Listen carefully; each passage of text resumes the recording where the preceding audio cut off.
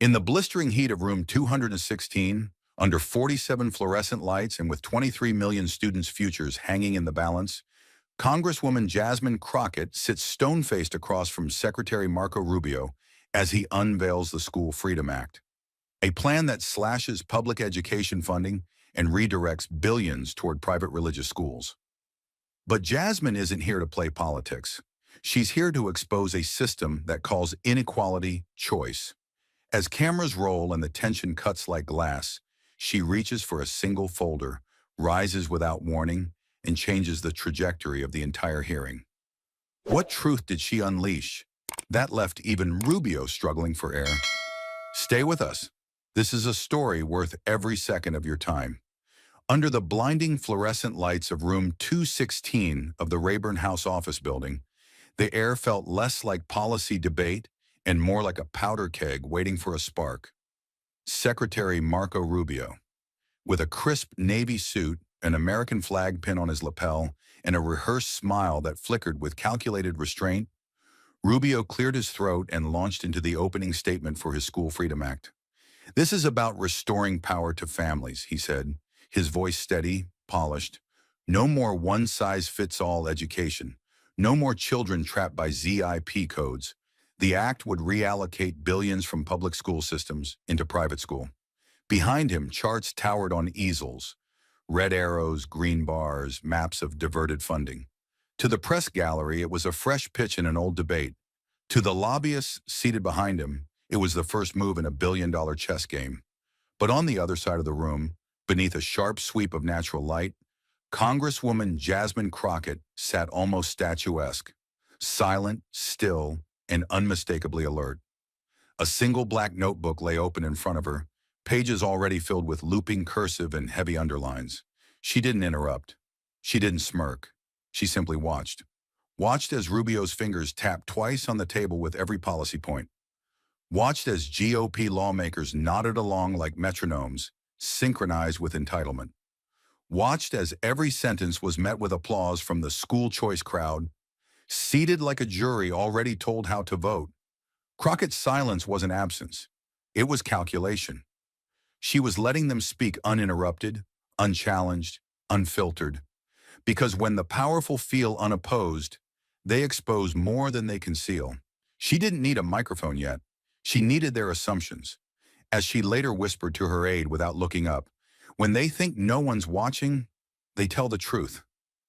And just as the final applause wilted into the static hum of fluorescent lights, the remote in Marco Rubio's hand clicked again, the kind of quiet, confident motion that comes not from truth, but from someone certain they won't be challenged. The projection screen behind him flared to life, revealing a glowing map of the United States riddled with blue pins. They blinked in every corner of the country. Small towns, suburban belts, rural counties, like lights on a battlefield. "These," Rubio announced, gesturing with open palms, "are the institutions leading the future of American education." His voice dipped into something almost reverent. "Faith-based, values-centered, proven environments.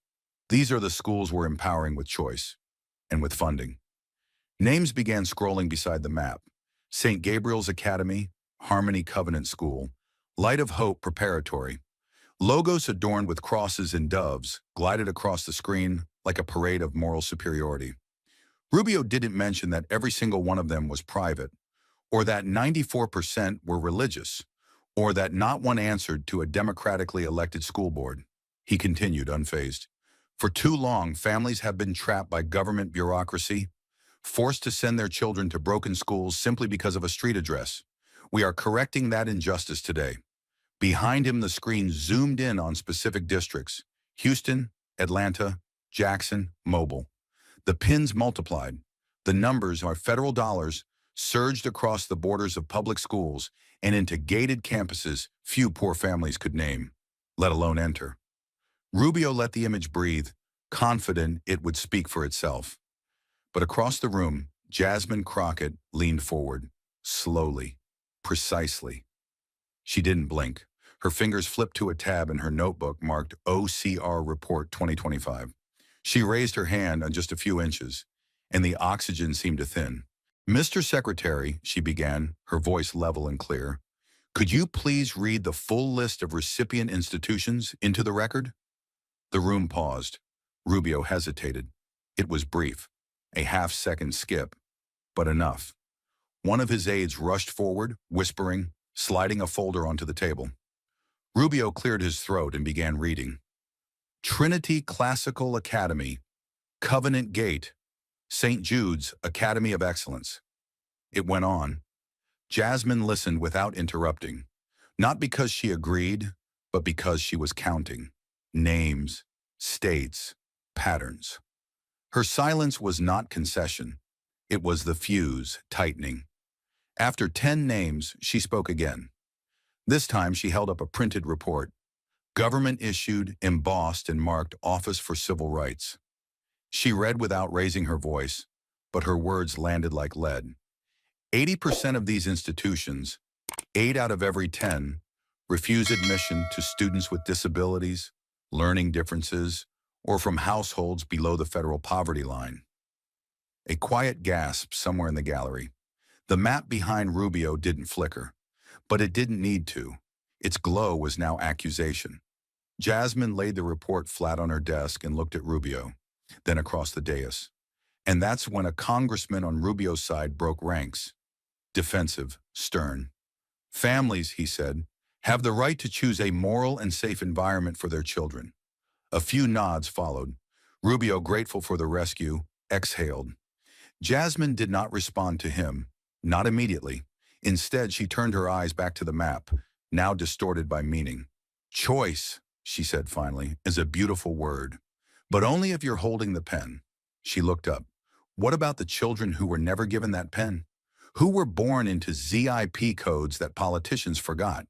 Into bodies schools refused to accommodate? Into homes faith-based boards deemed too broken for their mission statements? She paused, not for drama, for gravity.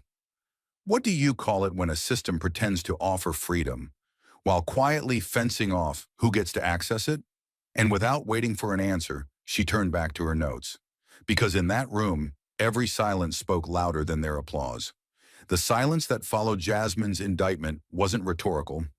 It was surgical. It carved through the hearing room like a wire through stone, brittle and deliberate. No one moved. No one breathed. And that's exactly when she struck again. Not with volume, not with fury, but with the quiet precision of evidence. She reached for the panel in front of her and pressed a discreet button. The room darkened slightly as the projection screen lit up once more. But this time, there were no color-coded maps, no polished slogans, no spin, just the slow, unfiltered lens of a handheld camera. And the truth it refused to hide. The frame opened on the warped linoleum floor of James R. Houston Public Middle School in South Dallas. Date stamped just 3 days prior. The hallway looked more like an evacuation zone than an educational space. Missing ceiling tiles, exposed wiring, a lone water fountain with a handwritten sign taped above it, "Do not use contaminated." The camera panned into room 117. 25 students sat in a room designed for 15. The walls were bare, paint peeling like dried skin.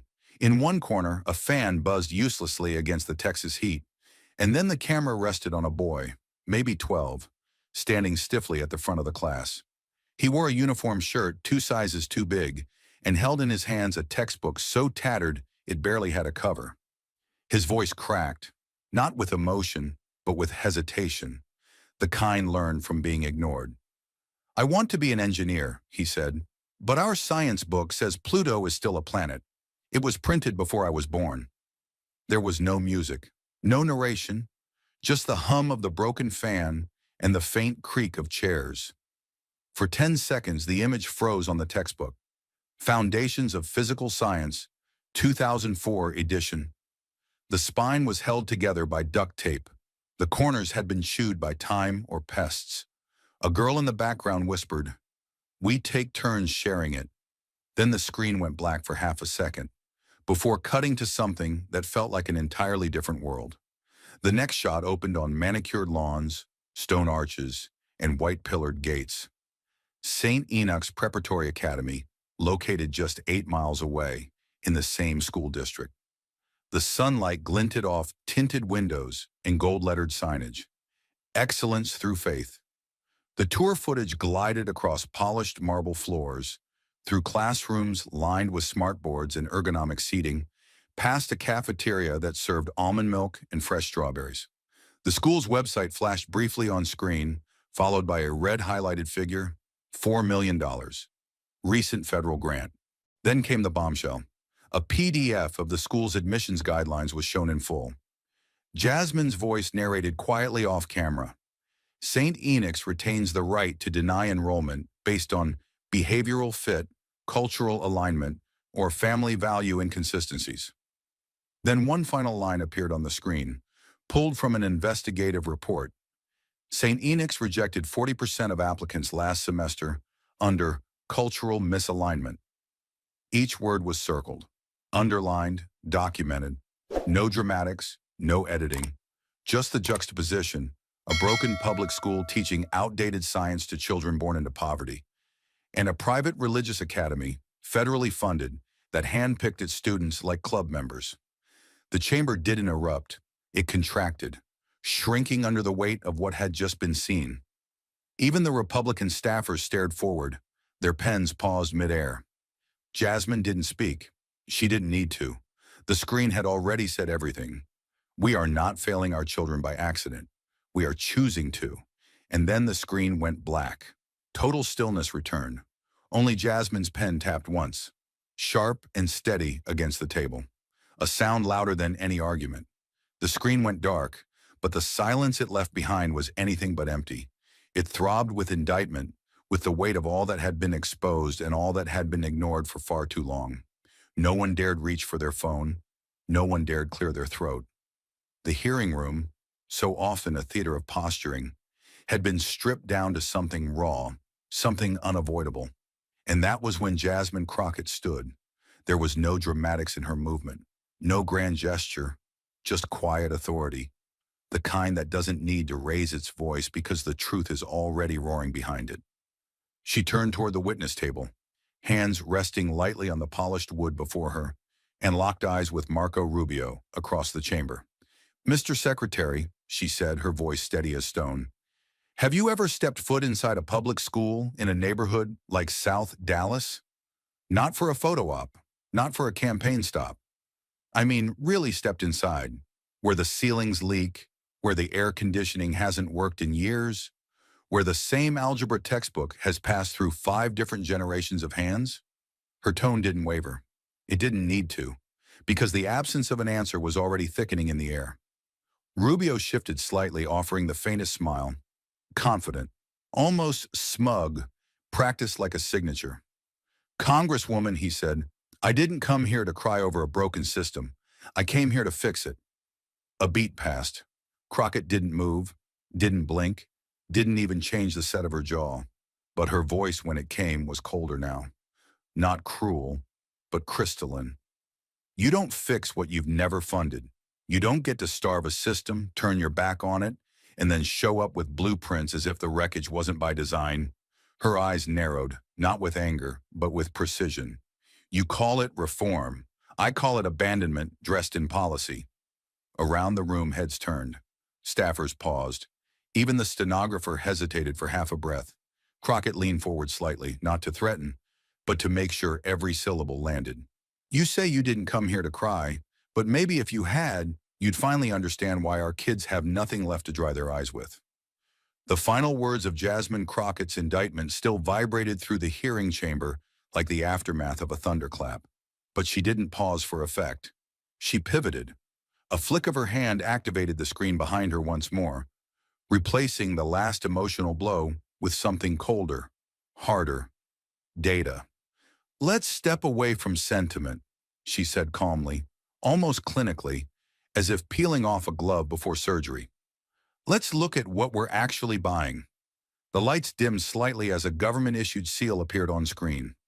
GAO, Government Accountability Office, Audit 04-3825. Beneath it, in stark black text, glared the figure that would reshape the room's temperature. 72% of private schools receiving federal school choice funds, failed to meet national academic standards in math, science, or reading comprehension. She didn't raise her voice. She didn't need to. The screen did the shouting for her. Charts filled the frame, column after column of bar graphs detailing student performance, year-over-year comparisons, and federal funding allocations. The tallest red bar, 2025 failure to meet benchmark. Science, grades 7 through 12, towered above all others. A black line traced the increasing flow of money over the last 4 years, climbing steadily while student proficiency lagged or dropped. That, she said, tapping the monitor once with the back of her pen, is the return we're getting for handing out public dollars to unregulated institutions, schools with no elected boards, no transparency requirements, and apparently no obligation to teach reality. The next slide struck even harder. A name flashed in bold white text against a gray background.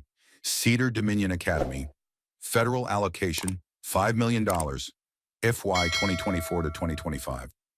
Beneath it, a quote from their official biology curriculum.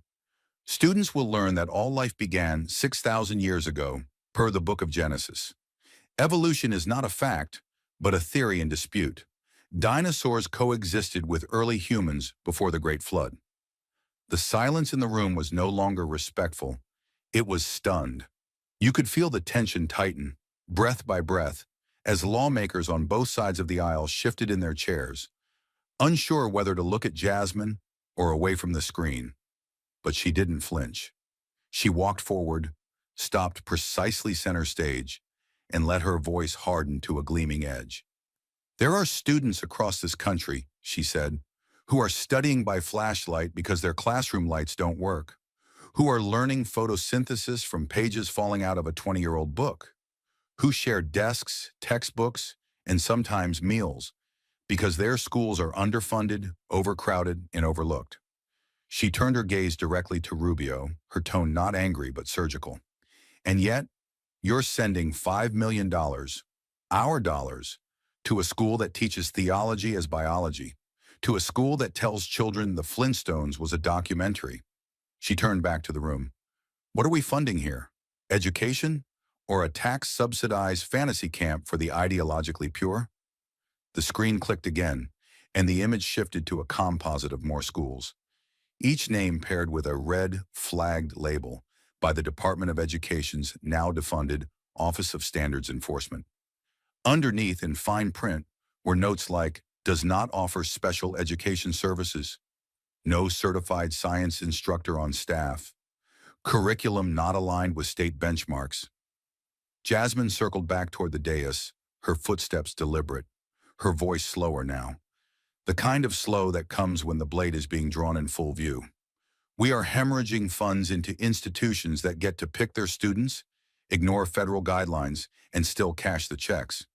Meanwhile, public schools, real schools, are being forced to run science labs without lab equipment.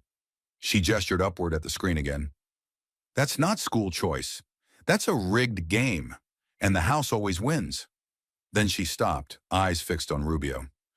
Mr. Secretary, she said, each word crisp as broken glass, do you consider it responsible governance to pour millions into schools that don't teach science, that deny climate change, that tell students the Earth is 6,000 years old?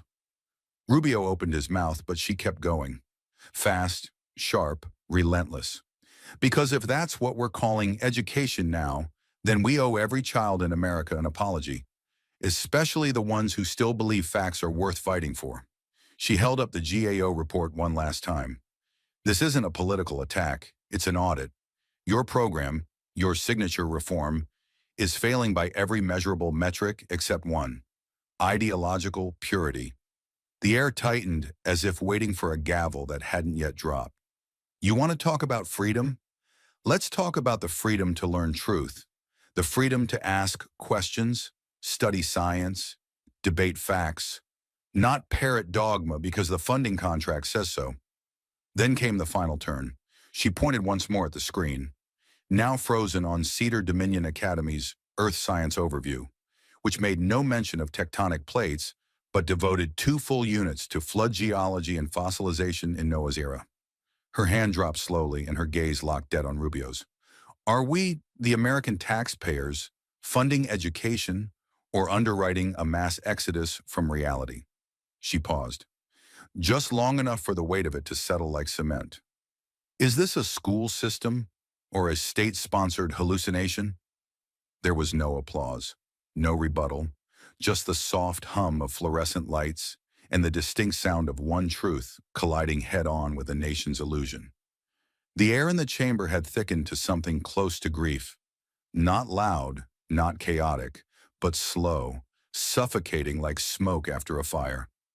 Jasmine Crockett's last words had landed like a final nail in a sealed box, and yet no one moved to pry it open.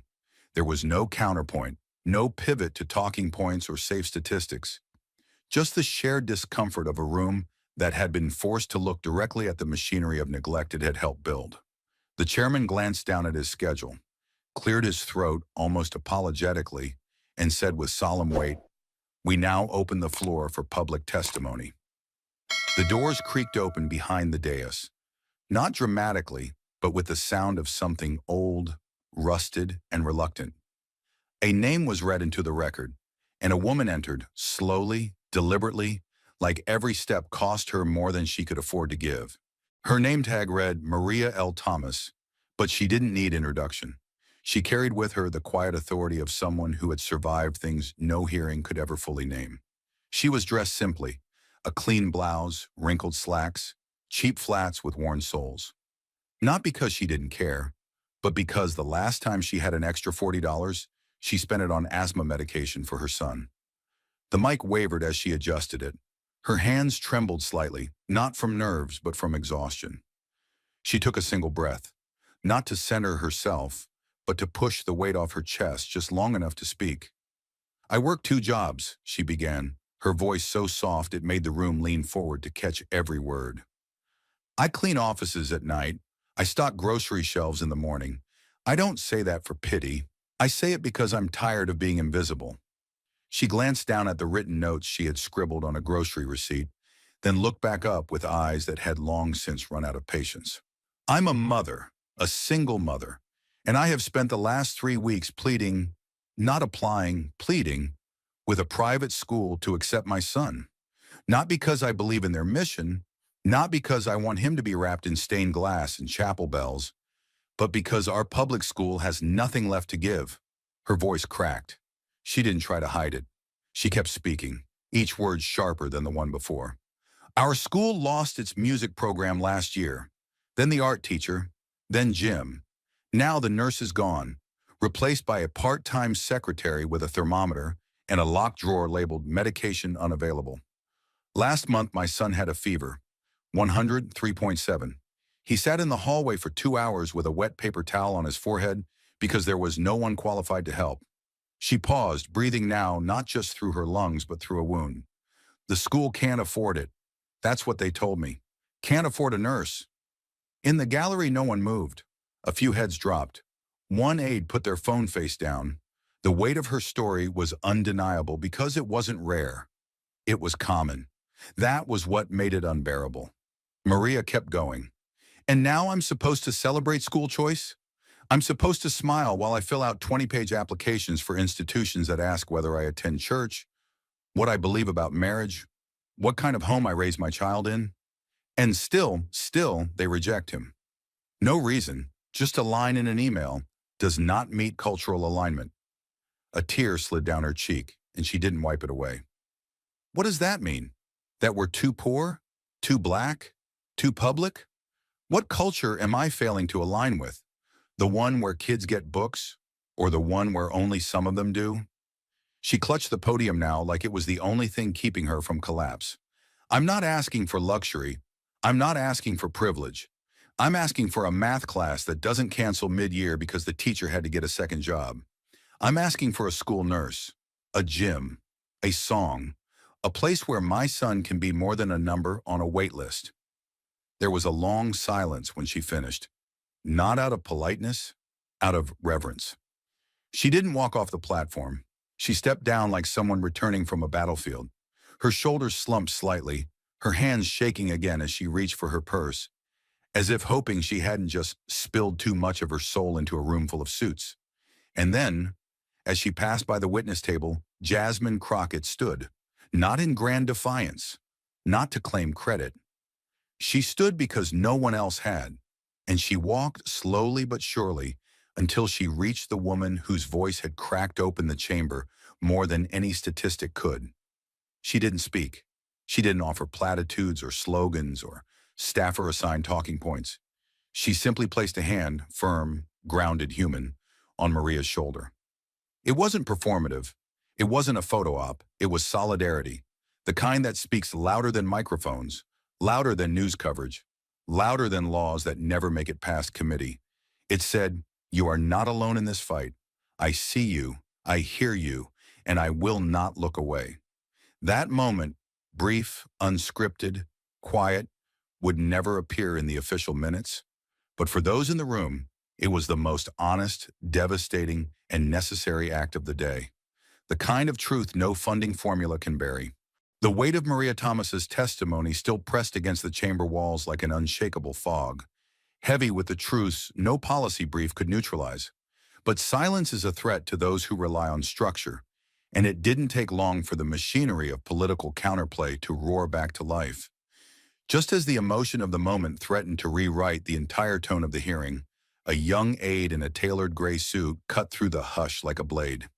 His shoes echoed crisply against the marble floor as he approached the dais with practiced urgency, carrying a thick manila folder pressed tight against his chest.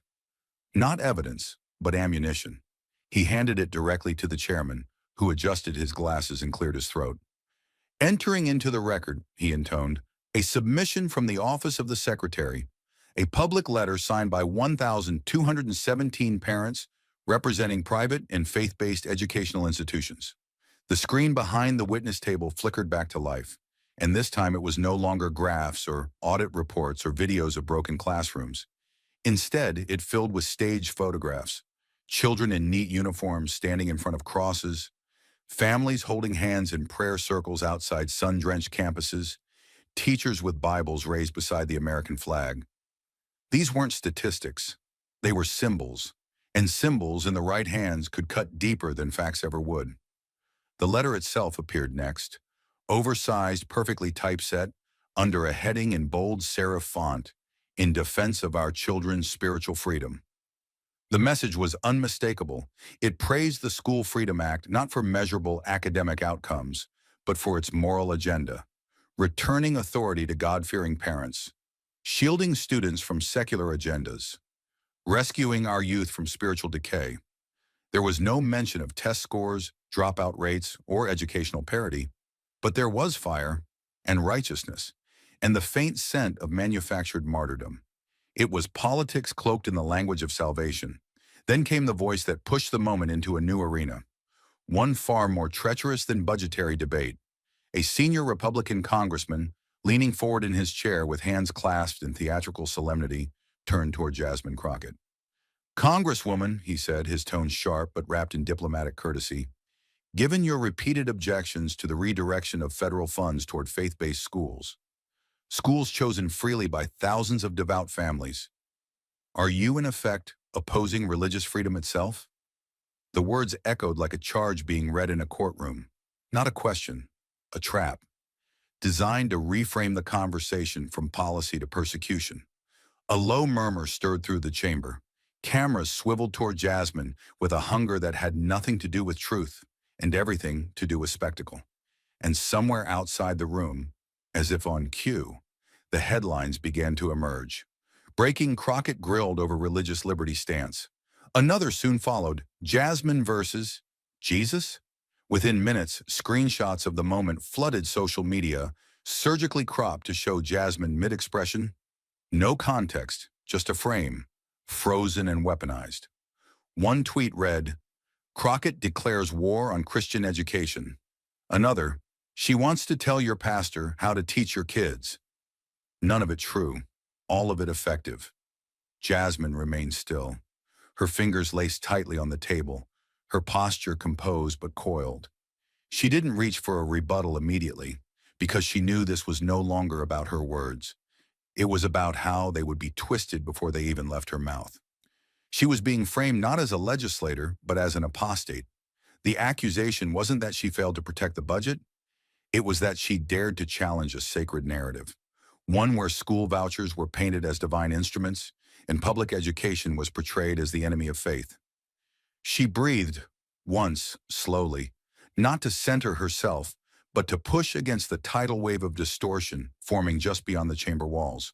She had seen this move before. It was as old as American politics. Cloak inequity and holiness and condemn those who name it as heretics. The goal wasn't to debate her.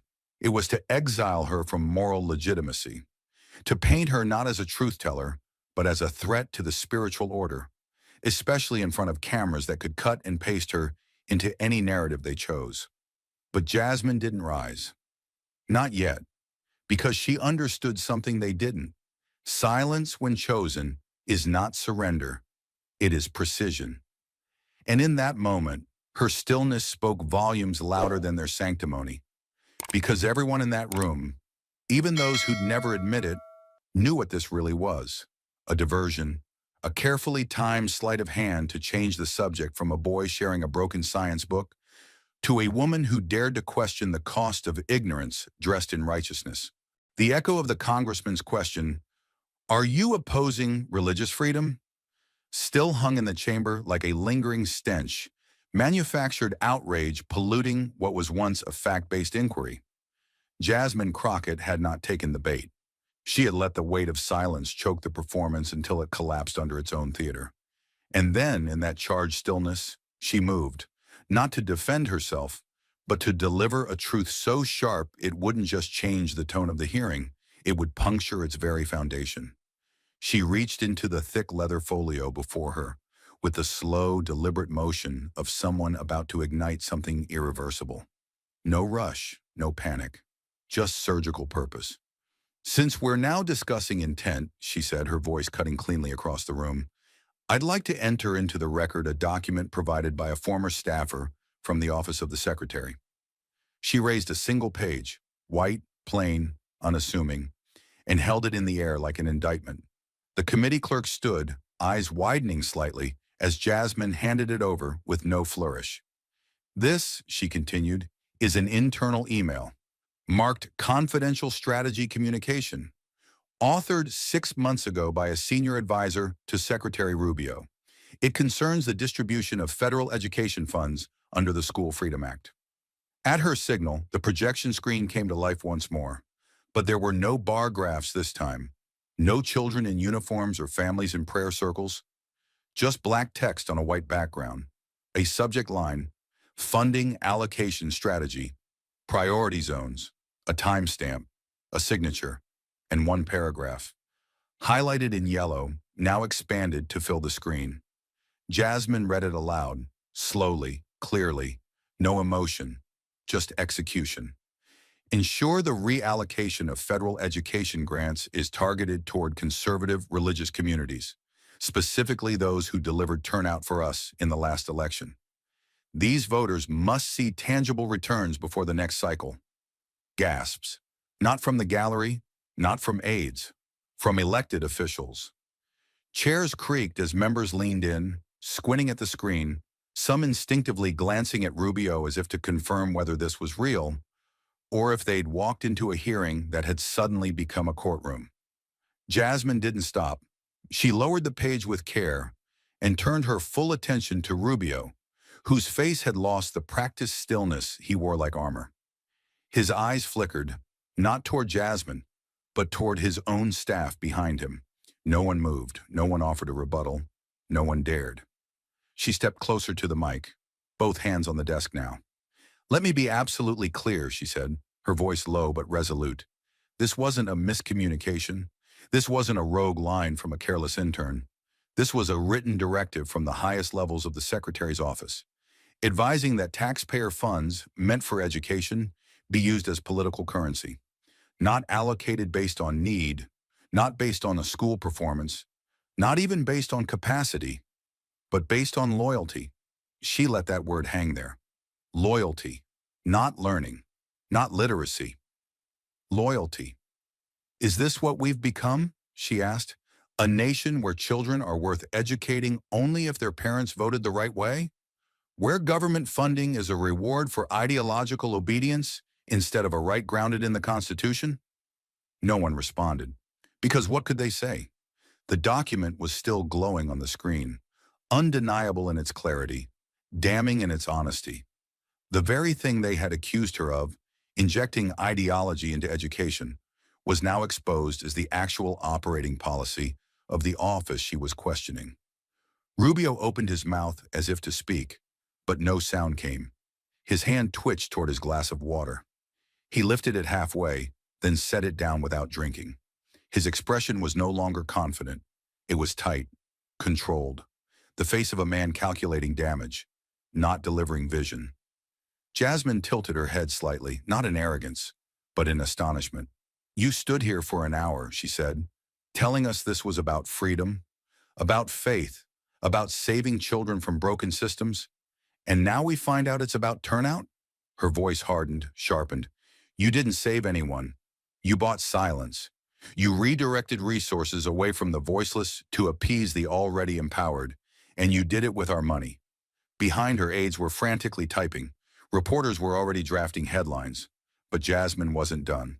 There are schools, she continued, where kids are sitting in unheated buildings using textbooks older than they are, where teachers are buying paper with their own salaries, where the only counselor for 1,000 students also serves as the lunch monitor.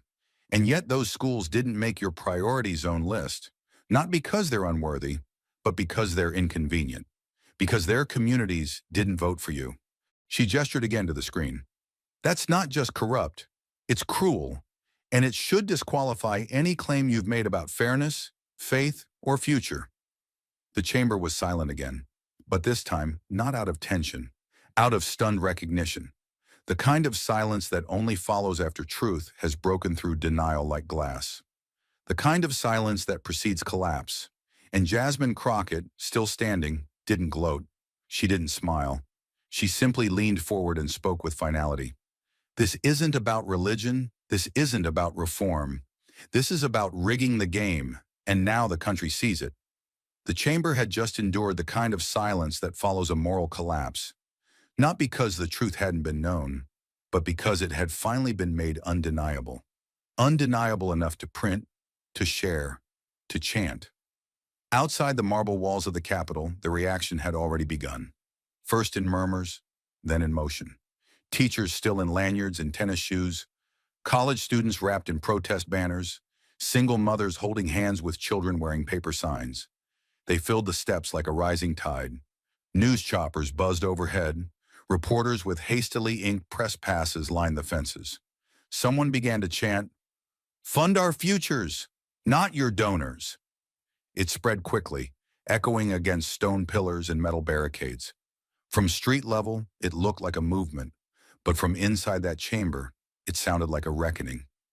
Back within those walls, Jasmine Crockett remained silent, not because she had nothing left to say, but because she had already said what needed to be said. With every chart, every quote, every name that had been left out of Rubio's glowing maps, she had peeled back the glossy facade of choice to reveal the systemic exclusion beneath. And now, in the most deafening moment of the entire hearing, she did not reach for her mic. She reached for a single sheet of paper, folded once, creased at the corners, hand-drawn in black ink, and the quiet fury of someone who knew what it meant to be locked out. She stood. The room turned toward her. Even the most calloused faces, those who had spent decades in Washington untouched by outrage, seemed to feel the pull of the moment. She didn't walk to the front. She didn't speak to the crowd. She simply raised the paper in both hands and held it high, directly in the path of every camera, every lens, every lie waiting to be edited. It wasn't data. It wasn't policy. It was a drawing, a single student, faceless, featureless, but unmistakably a child, standing at a fork in the road.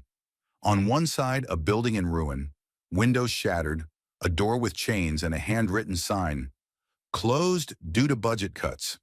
On the other side, a towering gate, pristine and ornate, with golden lettering above it, "Admission by selection." The room did not erupt.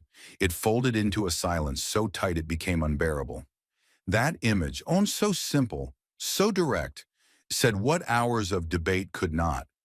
It was a portrait of every child who had been told they weren't quite the right fit. Every student whose zip code became their destiny. Every parent who had been forced to watch a broken system blame them for failing to survive it. Jasmine didn't point to the drawing. She didn't explain it. She didn't have to. The truth had become self-evident. And in that moment, it wasn't about Democrat or Republican, religion or science. It was about which children got a key and which were left at the gate. One lawmaker shifted uncomfortably in his seat. Another cleared her throat and looked away. Rubio sat motionless, lips tight, hands clenched, the weight of what had been exposed pressing down on the polished oak of his testimony. For all the data, the millions in funding, the ornate rhetoric about freedom, no one could look away from that image because it showed the outcome, not the theory, not the promise, the outcome. Outside, the chants grew louder. Signs rose higher. Books not barriers. Kids not quotas. Faith and fairness, not favoritism. It no longer sounded like protest. It sounded like truth, shouted out loud by those who had gone unheard for too long. Jasmine lowered the paper slowly, like the final act of a trial where the jury no longer needed convincing. She didn't speak. She didn't need to. Because somewhere between the silence inside and the roar outside, the balance had shifted. And everyone in that room knew it. The cameras caught it all. Not the sound bites, not the bickering, but the stillness of power in the hands of someone who had never needed to lie to make her point. And though the hearing wasn't yet adjourned, and though the vote hadn't yet been taken, the decision, the moral verdict, had already been delivered. Not through legislation, through clarity, through contrast, through one hand-drawn truth held higher than any political performance could reach. And Jasmine? She said nothing, because the moment didn't belong to her. It belonged to Malik, to Maria, to the thousands standing outside, to the child in the drawing, the one left at the gate, the one who would never again be invisible. The image of the child at the fork in the road, torn between a shuttered public school and a gleaming private gate labeled admission by selection, remained seared into the conscience of the room long after Jasmine lowered the page. No further explanation had been needed. That silent act had pulled the final thread on a facade already unraveling. The hearing wasn't officially over, but the air had changed. Even the most jaded observers could feel it. The balance had tipped. What had begun as a polished unveiling of Marco Rubio's School Freedom Act had, over hours of piercing cross-examination and blistering evidence, transformed into a reckoning not just of policy, but of values. Jasmine Crockett had not screamed. She had not pleaded. She had simply revealed, and what she revealed wasn't just numbers or leaked memos. It was the soul of the system itself, stripped bare in the public eye. A long pause settled before the chairman finally leaned forward, his fingers templed beneath his chin. His voice, when it came, was quieter than expected, like a man realizing he had to dig his way back to principle. In light of the new documents presented, including the GAO compliance data, the video testimonies, and the internal email from the Secretary's office, he said, this committee will suspend further action on the School Freedom Act. His words were deliberate, pending a full review and ethical audit of its development and distribution plans. No gavel came. It didn't need to. The chamber heard the verdict in the silence that followed. A pin could have shattered the tension. On Rubio's side of the bench, aides sank slightly in their chairs, avoiding eye contact with one another. Aides from both parties reached for their phones, some already texting updates to senior staff. Rubio himself sat stiffly, hands clutched in front of him. The practiced smile from earlier now melted into something distant, the look of a man who had followed the script only to realize the stage was gone.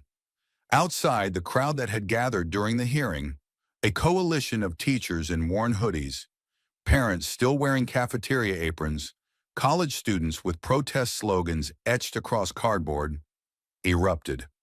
But not with the chaos of victory, with the relief of being seen.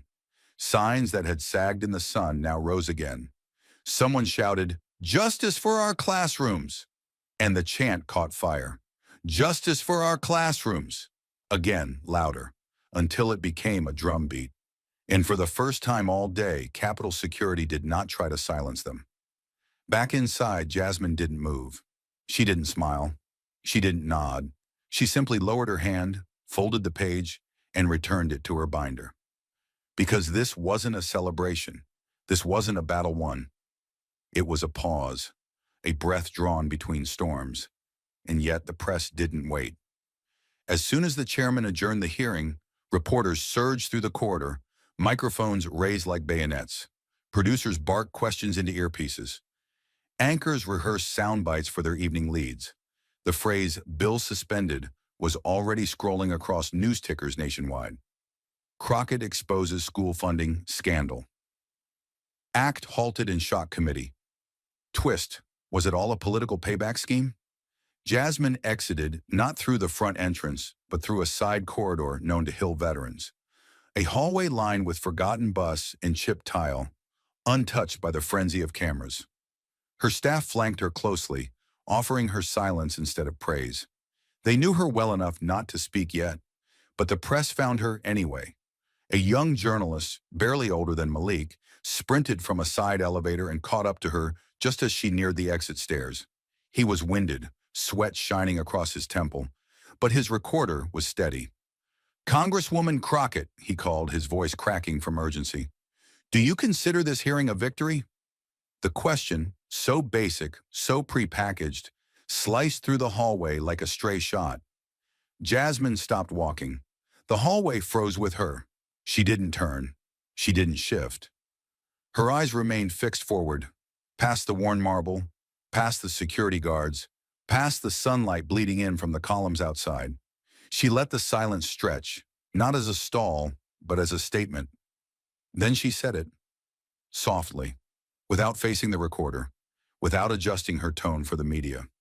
"If Malik gets to learn chemistry tomorrow," she whispered, "then I haven't lost yet." The words didn't just echo, they landed, like a stone dropped into a placid lake, sending ripples through every camera feed and comment section, waiting for something dramatic. And they weren't a quote easily cut up into a viral headline. They were heavier than that. They required understanding. They required context. They required listening. Something Washington rarely did. Jasmine kept walking, not toward a podium, but toward the daylight. And still, she didn't let go of the binder. She knew this wasn't over. Hearings get delayed, evidence gets buried, investigations get quietly redirected. Rubio might not be done. His donors certainly weren't. Lobbyists with faith-based funding structures would be knocking on doors by morning. The School Freedom Act might rise again under a new name, with new language and a different face. But now it would rise under scrutiny, because Jasmine had pulled the curtain back, not just on a policy, but on the assumptions propping it up. She stepped through the final threshold and into the open air. A cheer broke out from the protest line the moment they saw her. The noise grew. Some shouted her name. Others held up the image she'd drawn. The forked path, the locked school, the gilded gate. One little girl, no older than 10, waved a hand-drawn sign that read, "I want a future too." Jasmine smiled. Not wide, not performative. Just enough to acknowledge the moment.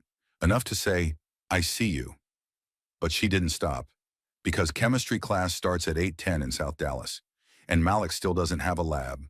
The crowd slowly began to scatter, but the weight in the air did not.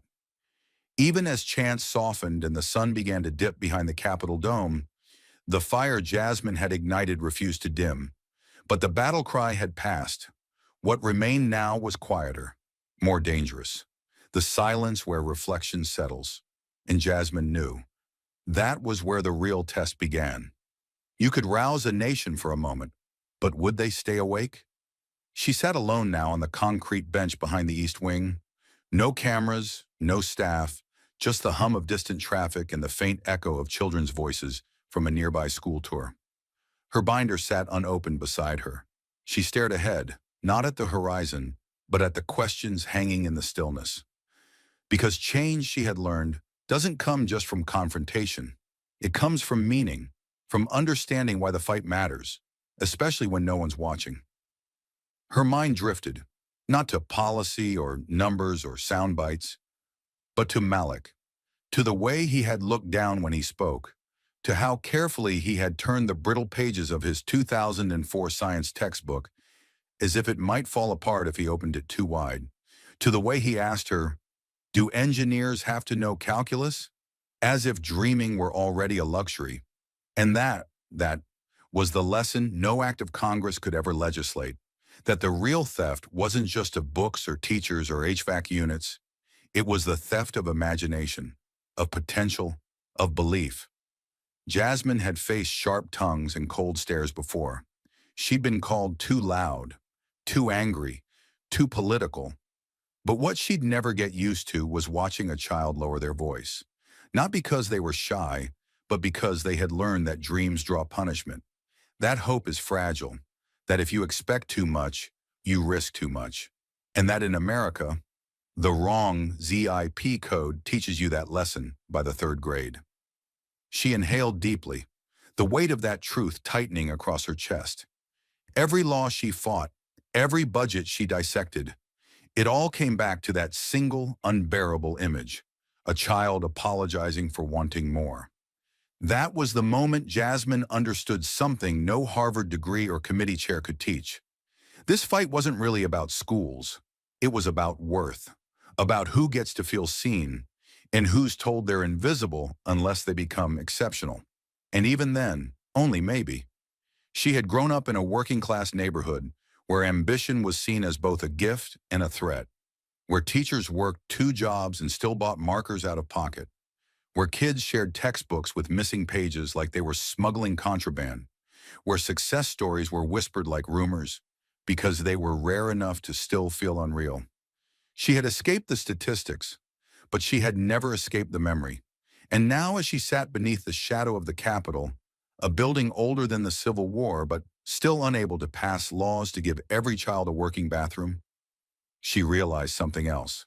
Justice doesn't come from winning arguments.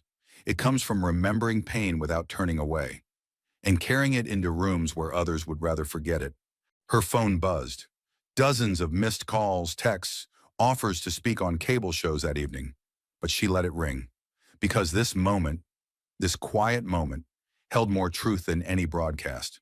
The humanitarian lesson wasn't wrapped in applause or headlines. It was raw. It was intimate. And it demanded something far harder than outrage. Empathy. She remembered the mother who testified, voice cracking, about begging a private school to accept her son because his public school had cut music, gym, and nurses. Jasmine had touched her shoulder as she left the witness stand, not as a politician, but as a woman who understood what desperation and dignity looked like. That gesture didn't pass legislation, but it mattered, because in a world addicted to distance, human closeness was rebellion. She stood now, binder in hand again, and looked across the field toward the clusters of volunteers cleaning up protest signs. One young man knelt in the grass, carefully folding each poster instead of tossing them. He didn't notice her watching, and she didn't interrupt, because this quiet act of respect, was what real change looked like. Not grandstanding, not outrage, care, intentional, invisible care. That was the lesson, that every budget cut had a name behind it. Every denied application was a face. Every shuttered library was a lost voice. And if you forgot that, if you turned people into talking points, you were no better than the lawmakers who built golden gates while leaving classrooms to rot. Jasmine had faced down billionaires in hearings. She had dissected corporate tax loopholes on live TV. But nothing had ever tested her more than sitting across from Malik, trying to answer the question, will things get better? Because the answer, the real one, wasn't yes or no, it was, only if we make them. And that was the hardest truth of all. Progress wasn't a promise, it was a choice. Repeated, fought for, paid for. She looked up at the Capitol dome one last time that afternoon and said quietly, "Let them call me radical. Let them say I make too much noise. As long as Malik learns calculus one day, they can call me whatever they want." Because Jasmine Crockett wasn't just fighting policy. She was fighting despair. And some days, the most revolutionary thing you can do is believe anyway. The sunlight didn't cleanse the fight off her shoulders. If anything, it lit it sharper. Jasmine Crockett stepped down the Capitol stairs not like a victor, but like a messenger still carrying unfinished business. And though the chants roared behind her and hands reached out to brush against her blazer sleeve, she didn't stop to wave. Not yet, not until the next step was clear.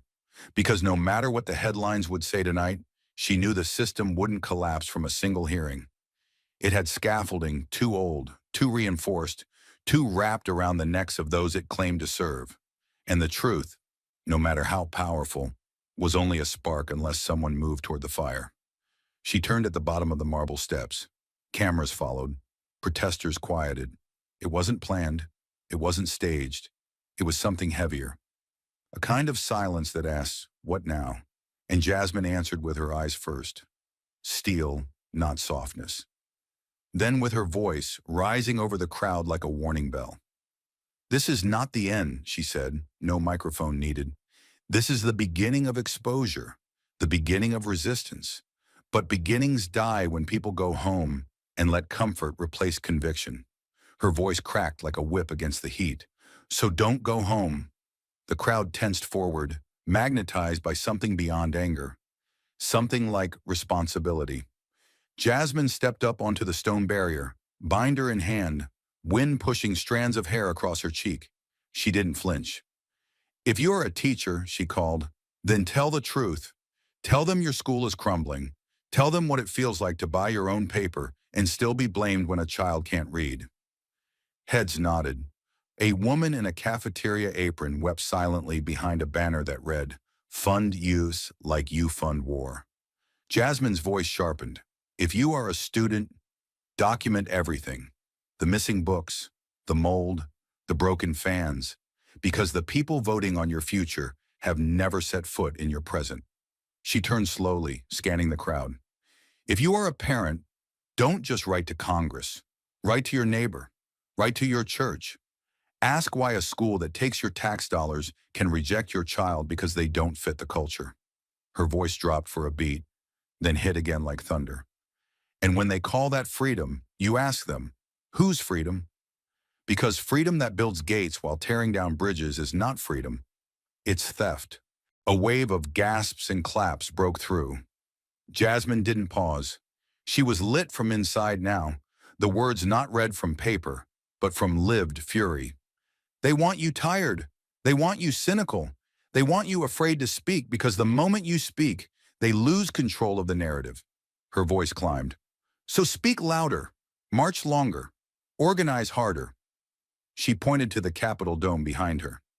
"That building doesn't belong to them. It belongs to us, and it is not patriotic to be quiet when the people inside it forget their oath to every child." The crowd had shifted from passive supporters to something else, something charged. Jasmine turned to a boy near the front, holding a poster with Malik's quote, "My book is from 2004. She pointed directly at it. "This system doesn't fail by accident. It fails by design. Because if you keep a child uneducated long enough, they grow into an adult you can control. Underpaid, over-policed, and too tired to fight." Her voice now was molten. "But if that child learns to think, to question, to dream, then one day they'll take your place at that table. And that's what terrifies them." The crowd roared, but Jasmine wasn't finished. She took a breath, steady and deep. "You saw it today. You saw how quickly the mask falls when you shine a light on the backroom deals.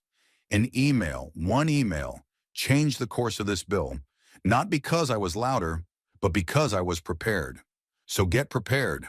Learn how the money moves. Find out who sits on the school board. Show up to the meetings. Run for them if you have to." She stepped down from the barrier, boots hitting the pavement like a judge's gavel. "Because if we wait for them to fix it, they never will." Jasmine paused, now just feet from the front line of parents and teachers. Her next words were almost a whisper, but somehow carried clearer than any before. "I don't need a statue, I don't need a headline. But I need Malik to have a chemistry lab. I need Maria to go to gym class without praying she doesn't faint from heat. I need kids in Alabama, in Compton, in Flint to have futures not determined by zip code or donation records. She looked skyward for half a second. This isn't a partisan fight. This is a moral one. And if we don't win it, we'll answer for that silence every time a child is left behind. The applause rose like thunder, but Jasmine didn't wait for it to finish. She moved through the crowd, shaking hands, hugging strangers. Some cried. Some just held eye contact as if to say, "Finally someone sees us." A retired principal pressed a handwritten note into her palm. Names of 4 schools closed in the last year. Jasmine folded it without reading. "I'll get to them," she promised. "All of them." Reporters swarmed again, shouting questions. "Will you introduce a counterbill? Are you calling for Rubio to resign? What's next for your campaign?" But Jasmine didn't break stride. She simply turned one last time before disappearing behind the barricade and said, "Next, you are." Because the truth was out now, and truth, once seen, can't be unseen. The real question was whether people would choose the discomfort of action or the comfort of complicity. Because somewhere in America, a bell would ring tomorrow morning, and somewhere else, a classroom would stay locked. Which future would it be? And who will fight for the difference? But after the chants faded and the cameras packed up, something unusual happened. People stayed. Not all, not most, but enough. Enough to matter. They didn't leave the Capitol steps like tourists or activists ticking a box. They lingered like witnesses, as if the truth they had just heard couldn't be unheard, and now demanded something more. A teacher handed out blank postcards for writing testimonies to their state boards. A student group formed a text chain called Books Before Barriers. A father of 3, who hadn't said a word all day, stood alone near the barricades, holding a cardboard sign he'd scribbled with shaking hands. "My kids deserve better." Inside, long after most lawmakers had vanished down private hallways, a janitor paused in the empty hearing room, staring at the drawing Jasmine had left behind, the child at the crossroads. He didn't touch it. He just stood there, mop still in hand, as if recognizing something personal in that lonely figure, with 2 futures and no voice. And somewhere in South Dallas, a boy named Malik finished his homework beneath the flickering kitchen light, using a textbook older than he was. His mother told him he was smart. He didn't answer. He just looked at the cover and whispered, "I hope they listen." That night, Jasmine Crockett didn't write a press release. She didn't post a video. She didn't call a donor. She wrote Malik a letter, not to inspire him, but to remind herself why she could not afford to stop. Because policies might pass or die in silence. But people, especially children, carried the outcome in their lives, in their futures, and in the quiet moments when they dared to hope someone, somewhere, was still fighting for them. And that's where the revolution really begins. Not in the hearings, but in the homes that no one ever tours. Thank you for watching until this moment and for standing with us on this journey for justice. Your support means everything. Like, subscribe, and turn on notifications so you never miss what's next. And we'd love to hear your thoughts. Leave a comment below and let us know what moved you most in this story. Together, our voices make a difference.